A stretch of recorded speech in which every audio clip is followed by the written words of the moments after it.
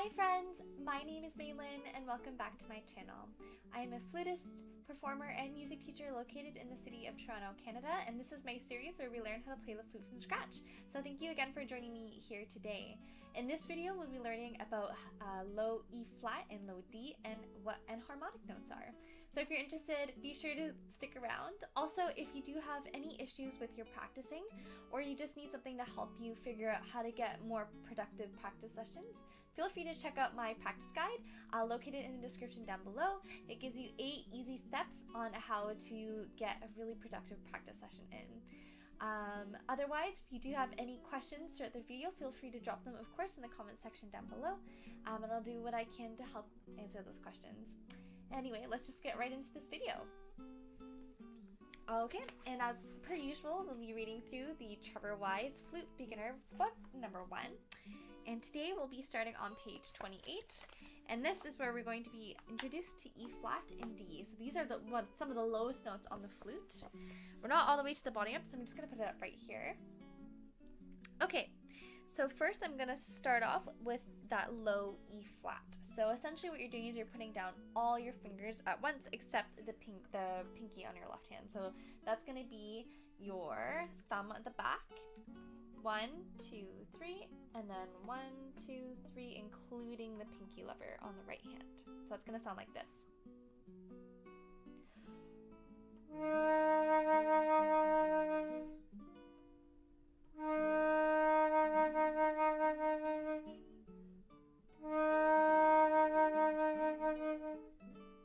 Very good.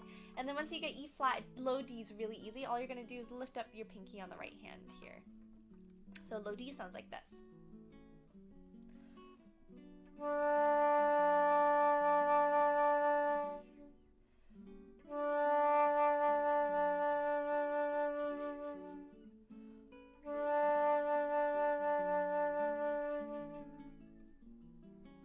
Yeah, and if you do have any trouble with those low notes, the difference is with the airspeed.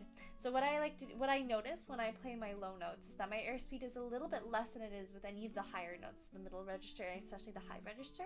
And also I like to put in a lot of hot, humid air into the instrument. That really helps to bring out a really nice rich tone to get those low notes. So think slower air, and also with your embouchure, you're going to want to open it up a little bit more. So you got to make sure it's not so tight so you don't get this kind of squeeze sound.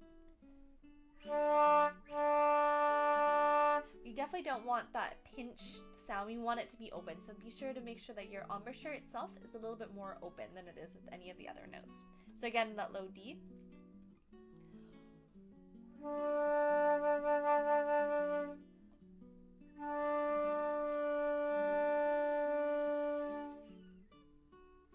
Yeah, very good. So Mr. Y here has a little note just in case.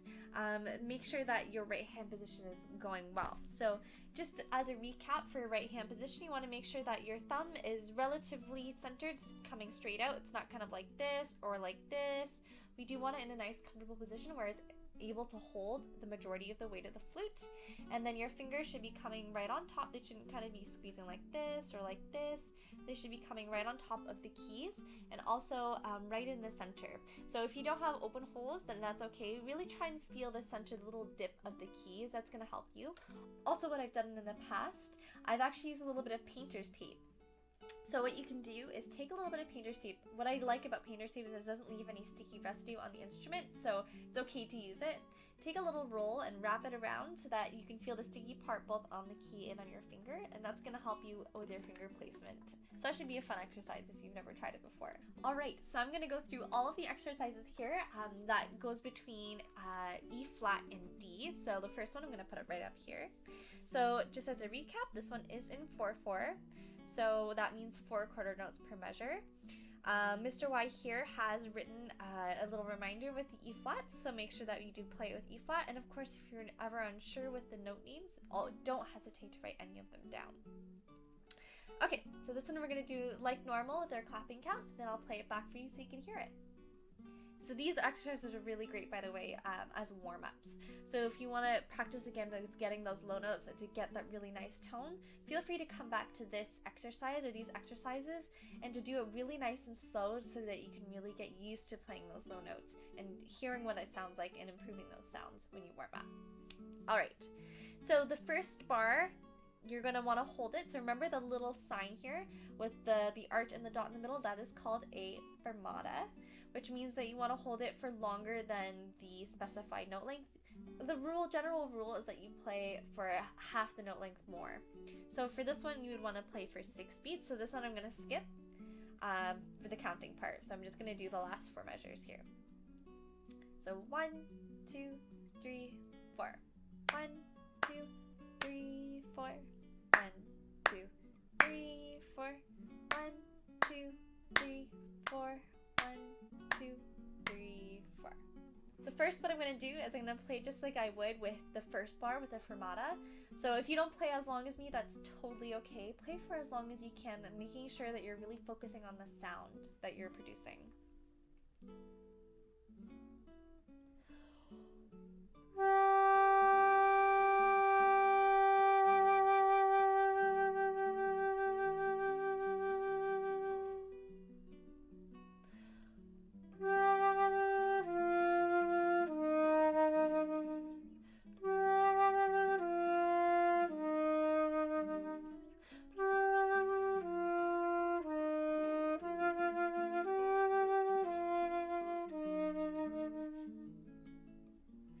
Feel free to take that a little bit slower, or if you want to take it a little bit faster as well. There's no problem with changing the tempo. Just remember, really focus in on getting that really beautiful sound. And don't feel bad to experiment too. Figure out if you need to move your jaw back or move it a little bit more forward. See what you can do with your air to get a really open, rich sound. All right, so now I'm going to put up the second one here. And it's very similar to that first one, but instead we're going to do some repeats. There's also a reminder with the low D there as well. So again, I'm going to skip the first bar, and I'm not going to clap it with any of the repeats, but I will play it with the repeats for you. All right, so 1, 2, 3, 4. 1, 2, 3, 4. 1, 2, 3, 4. 1, 2, 3, 4. 1, 2, 3, 4. All right, and now I'm going to play it for you. So again, starting with that fermata bar.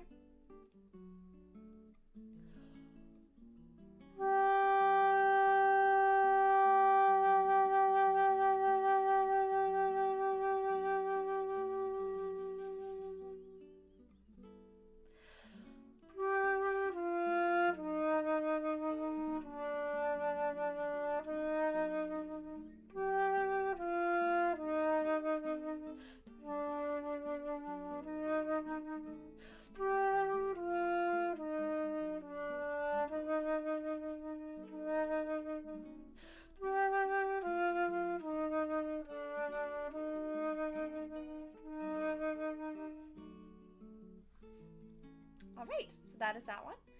I'm going to do the next one here, and this one is in 3/4, so I'm putting it up here.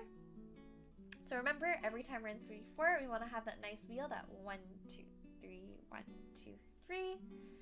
All right. Otherwise, this one is also fairly straightforward. We'll do the clap, and then I'll play it for you. So 1, 2, 3. 1, 2, 3. 1, 2, 3. 1, 2, 3. 1, 2, 3. Okay, and this one I'll play with the repeat as well. 1, 2, 3.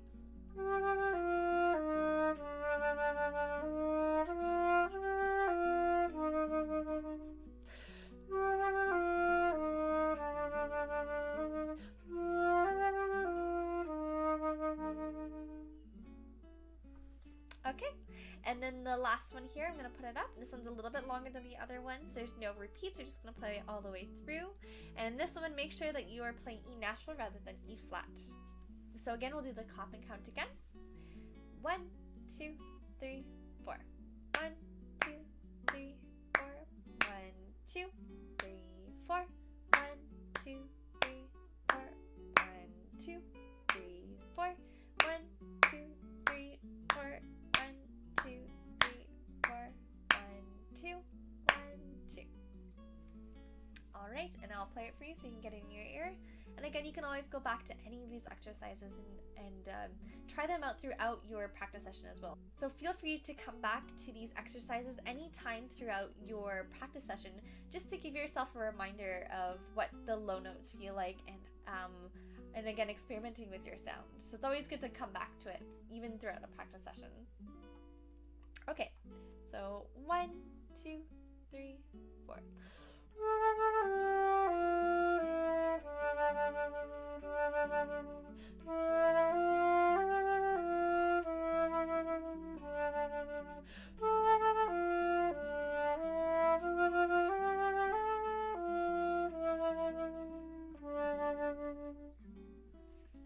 All right, so those are the 4 exercises when it comes to the low notes, E flat and D. So I'm going to put up, flipping to the next page, page 29, and this is the really quick and easy explanation for the enharmonic notes. So what Mr. Y writes is here, another name for E flat is D sharp, though it is fingered in the exact same way. All of the notes have more than one name. For a full explanation, see page 54. Okay, so I'm going to simplify it really easily. So if you're looking at a piano keyboard, you'll have one note, but it can have 2 or 3 different names. Usually at this point in time, just worry about having 2 names. So for this example, E flat is also D sharp. So it's exactly the same sounding note. So if I'm going to play E flat, for example, it's going to sound like this. And if I want to play D sharp, so it's exactly the same note with a different name. So the reason why we have this is because of the key signatures. So we have different key signatures, and some of them are flat and some of them are sharp.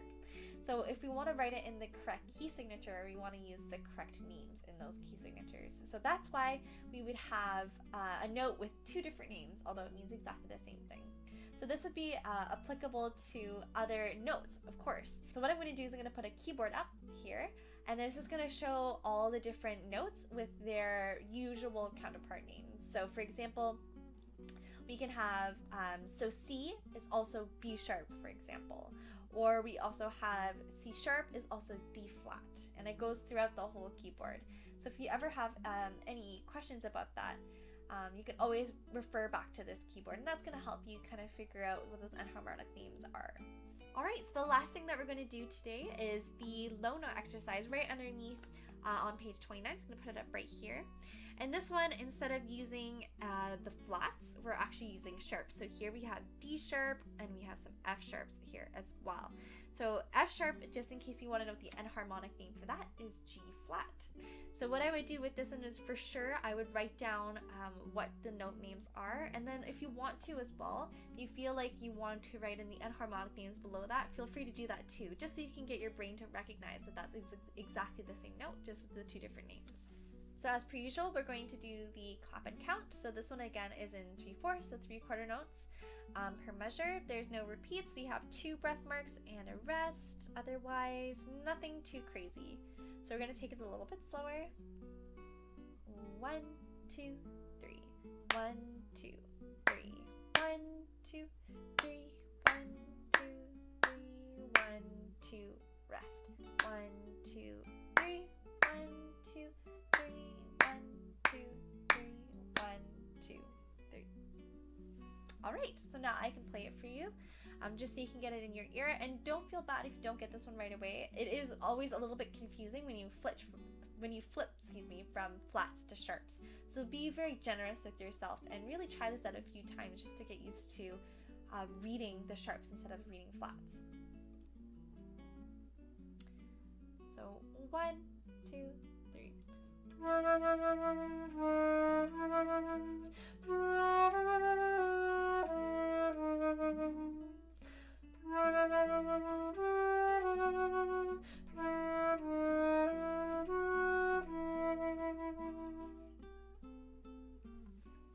Alright, yeah, so that's going to be it for today. Thank you again for joining me here. If you do have any issues practicing, feel free to check out my free practice guide located in the description down below. It's a downloadable PDF, so you can print it out, or you can do whatever you want with it so that you can get a better practice session. And of course, if you have any questions, feel free to leave them in the comments section. And in next week's video, we're actually going to be learning about the difference between key signatures being major and minor. So thank you for joining me here today, and I can't wait to see you next week. So thank you so much again, and happy fluting!